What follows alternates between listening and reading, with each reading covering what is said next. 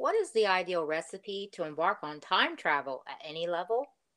First off, we need a retro orchard chock full of retro entries to pick from and to consider. Next, you need a couple of caramel apples to sweeten your tour. When you think of the 70s and early 80s, what are some of the fond retro entries that pop into your mind? Think on that for a moment. But this week, Kennedy Rizzo and Cooper Lee will take you through the Orchard sweet spot to dive into the fun and fascinating retro TV series Charlie's Angels, a timeless example of prime entertainment back then that gave new meaning to girl power. It's Charlie Apples. Time to go to work.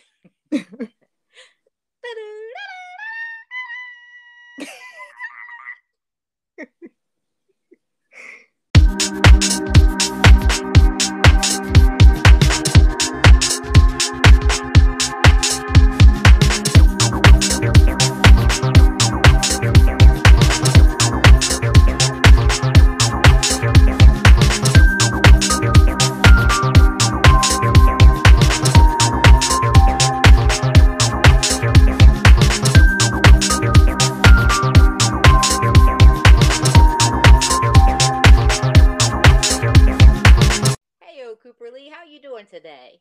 Are you ready to go back and revisit yet another fascinating retro gem?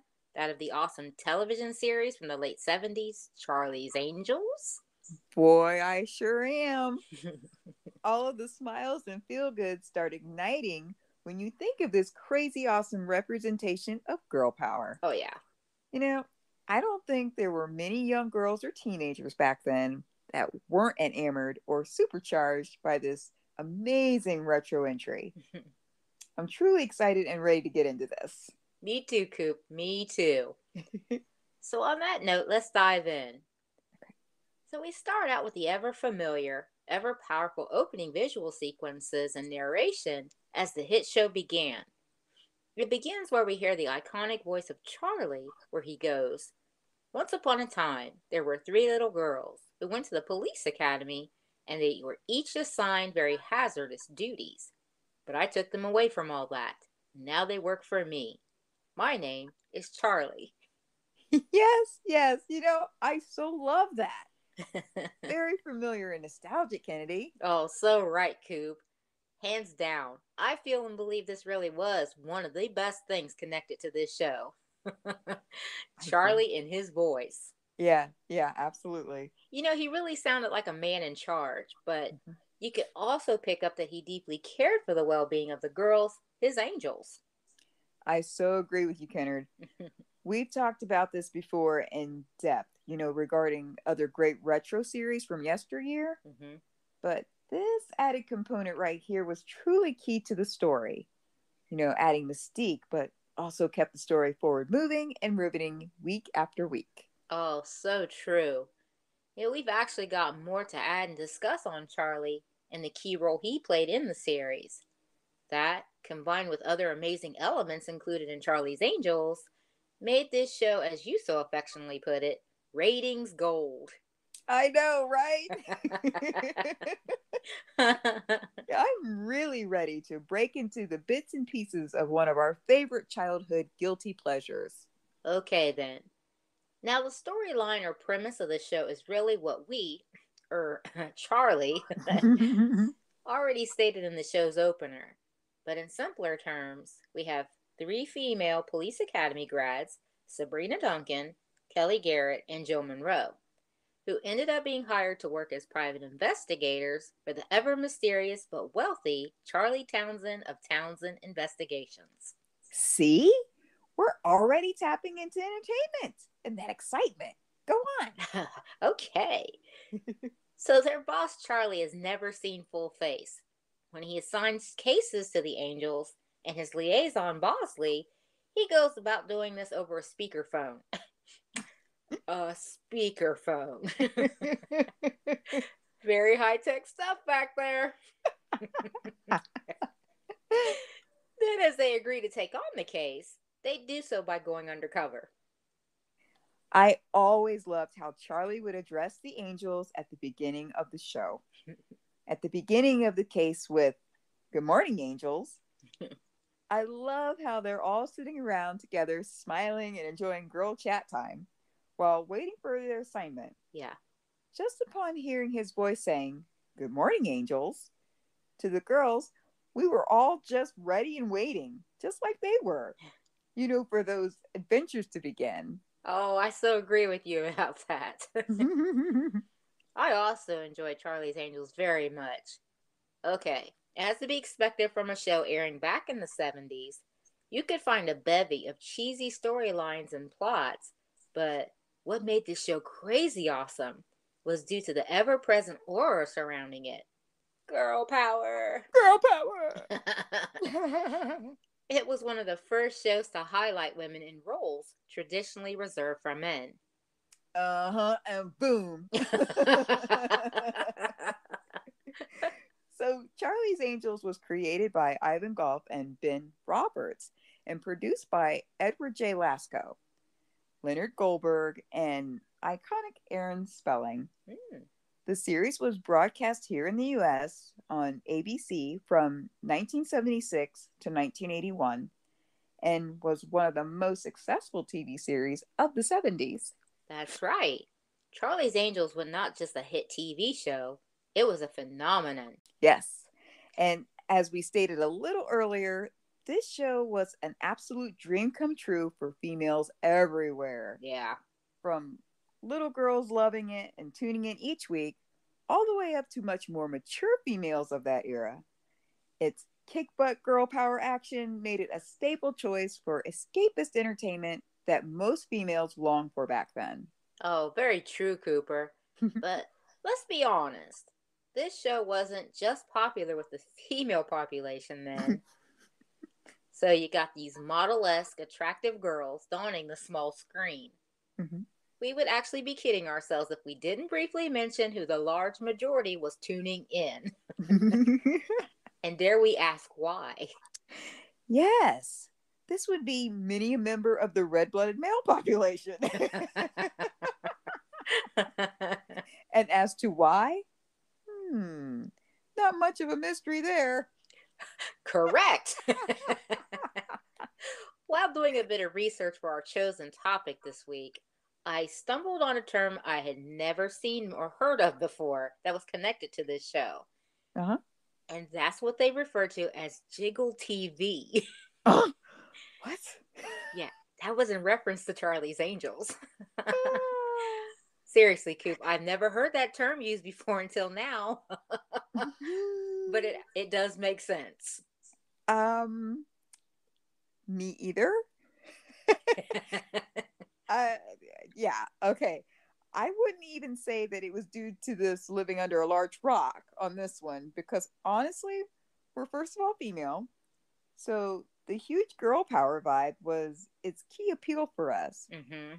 Plus, we were little girls back then, very young. So that aspect wouldn't mean much to us anyway. Right? But to your point on the true meaning of what the term Jiggle TV meant and for whom, well, you have the actual term in itself versus the show and its premise and all of the lovely ladies it contained. It's pretty self-explanatory. 2 and 2, right? Okay, then, moving on.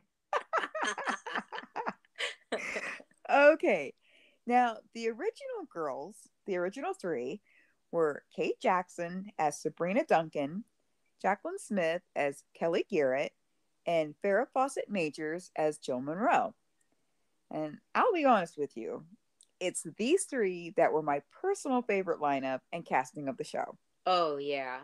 Their chemistry together on screen felt very organic, and because of that, people viewed their characters equally because something just clicked between the original three. Mm-hmm. This left the show being more about the interaction between the characters embarking on their adventures together. Yes, it had it. Mm-hmm. That it factor. Yep. As they interacted on screen. Fun fact, Kate Jackson was originally cast as Kelly Garrett, but she actually preferred and went for the role of Sabrina Duncan. Really? Mm-hmm. Huh, that's cool. See what we can find out when digging and doing some research on any given topic? cool beans. I mean, I actually couldn't see it any other way other than what we know and are used to. Oh, yeah. Yeah, wouldn't change a thing. Mm-mm. Mm-mm. Each week, the girls went undercover on a case, which required them to let loose and go raw in scenarios like at vacation all inclusive retreats, gyms, health spas, and nightclubs. Okay. They'd use their seductive as well as their detective skills to bring down those bad guys. Oh my goodness, this show was so very entertaining. It had no trouble captivating our attention for that hour it was on. Now, I believe in its original run and broadcast airing, it came on at later time slots, like around 10 o'clock at night in its first season, so that smaller, younger viewers couldn't see it due to its racier content. Not intended for young eyes. Oh, yep, Jiggle TV. Exactly. However, the creative execs toned down the scripts, and it was, I think, in the second or third season that it moved to an earlier time slot by an hour, coming on at 9 p.m. Thankfully, this was never an issue for us because when we say we watched Charlie's Angels, it was in the afternoons, much later in the mid to late 80s when it went into syndication, just to clarify. Yeah. Hey, Coop, you want to hear something cool? Yeah. Okay, and this is my personal opinion, but I think that Kate Jackson, Sabrina, looks a lot like and reminds me of your mother-in-law. Oh, yeah, I can totally see that. Yeah. Oh, my goodness. Come to think of it, there's a striking resemblance. Facts. Oh, wow. And here's another crazy, interesting thing that your father-in-law bears a startling resemblance to one of our favorite movie director and producers, Steven Spielberg. Both of your in-laws literally can be stand-ins for these two fascinating Hollywood stars.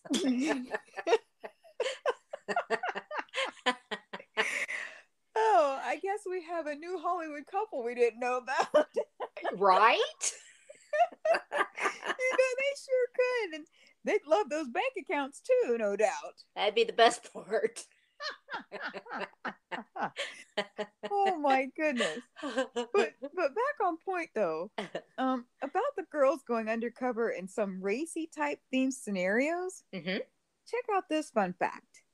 Did you know that Sabrina Duncan is the only angel who never wore a bikini or swimsuit in the series? Oh. Yeah, which is a nice segue into our next fun fact. Sabrina was the only angel that was previously married. It was said that she was married to a fellow officer of the law while she was yet still 5-0, but the marriage had ended in divorce. Oh, well, I don't care what anybody says, but Sabrina was way, way cool. Totally. She was. And the whole premise of Charlie's Angels was cool. Mm-hmm. The original concept was to have one brunette, one redhead, and one blonde. Kate Jackson, Sabrina, was full steam ahead at the beginning of the project as lead angel. Farrah Fawcett Majors joined next, of course, materializing the blonde role, but producers dropped the "we need a redhead angel" when they brought Jaclyn Smith on board to complete the original trio. Like what you hear so far? Make sure you never miss a show by clicking the subscribe button now. This podcast is made possible by listeners like you. Thank you for your support. Now, back to the show.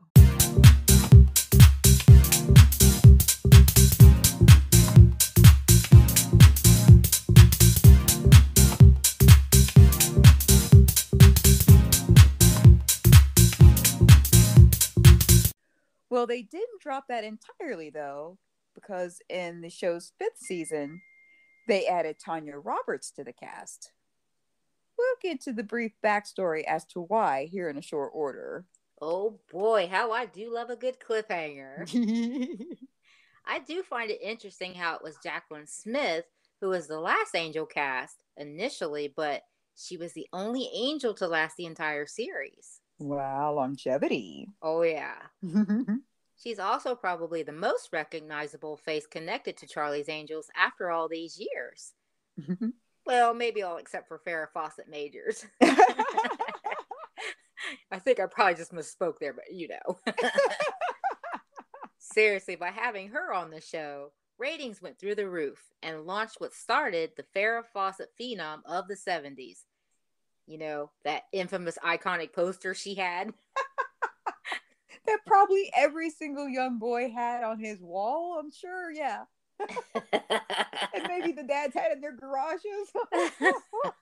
Right? Yes. Jiggle TV.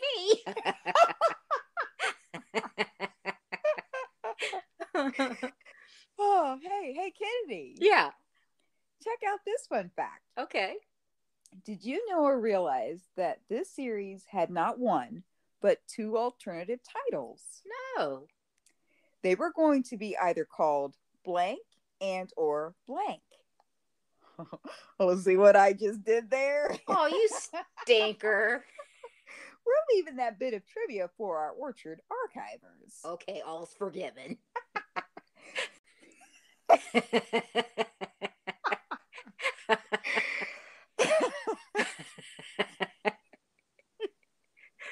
No juicy details here today. Our Orchard archivers are a bunch of retro sharks who waste absolutely no time in sharing back on point answers to our many trivia questions. Yeah, they're an awesome bunch. They really are. If you all can fill in or supply those answers for us, that would be amazing and much appreciated. And Kennedy will thank you personally. I will, thanks. The real fun fact that I will openly share with you is that the actual title, Charlie's Angels, was suggested by my mother-in-law. No, just kidding. Kate Jackson. It was also her suggestion that the show's premise be about three private investigators instead of just three police officers. Oh. You know, I would say that was a good move. Oh, yeah. I'm quite certain that the show's producers, Aaron Spelling and Edward J. Lasco, were most glad to hear, you know, to give ear to those winning ideas as well. Mm-hmm. More on that second name here in a bit, that of Edward J. Lasco. Oh, okay. All right. You know, it was always said that Sabrina was the smart one. It reminds me of when at the end of each episode, Charlie would, in the final scene, offer his congratulations for a job well done. Yes. Speaking of Charlie, I really do like and admire his vocal presence and charisma on the show. Mm-hmm. As stated, Charlie was never shown, but in an interesting parallel, the actor John Forsythe was literally never physically on the set either. His voice was recorded and dubbed in later. And they did an amazing job of that too. Oh, yeah. Now, of course, I'm sure there was no doubt something contractual or behind the scenes hiccups about that. Yes, there were a couple different reasons. Mm-hmm. First off, Mr. Forsythe at the same time was starring on the hit nighttime drama Dynasty. And producer Aaron Spelling called Forsythe at the last minute to voice Charlie, which is weird because we honestly couldn't imagine another voice for this iconic part, right? Right. Yeah. So the reason is the original choice who had been cast had a bit of a drinking problem. Uh-oh. Uh-oh, it's right. What a situation. Talk about being backed up against the wall. Yeah, right? Mm-hmm. Aaron Spelling called and begged him to come to the studio immediately. And Mr. Forsythe ended up recording his first voiceover ever. Get this. It is PJs. This wasn't the time of Zoom. Yeah. Obviously, huh? Right. So even though he did agree to providing his voice for Charlie, he was uncredited throughout the series. Oh, that's very interesting to learn a bit more detail on the backstory to that. Yeah. But was he okay with being, as you said, uncredited for the part? Funny you should ask that.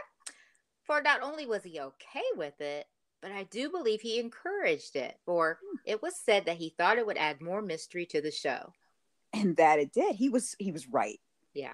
Wow, ultra genius. Standout move that literally defined the show. Much agreed. But then when we had on there and showed his liaison, John Bosley, who was played by the talented David Doyle. Okay, work with me, Coop. Were you or were you not confused when we were younger, much younger, watching the show? Mistake Bosley for Charlie based on the fact that 1, he being male. 2, we could see him, and 1 and 1 equals 2. You have a male voice and then a male character. And 3, my lazy kid brain doing all of this while going into massive overdrive while still trying to connect all this and watch the show. You know, I might have to say, Kennedy, you're alone there. I don't really recall my personal thoughts about that particular situation. Okay. I guess I was too into the girl power action going on.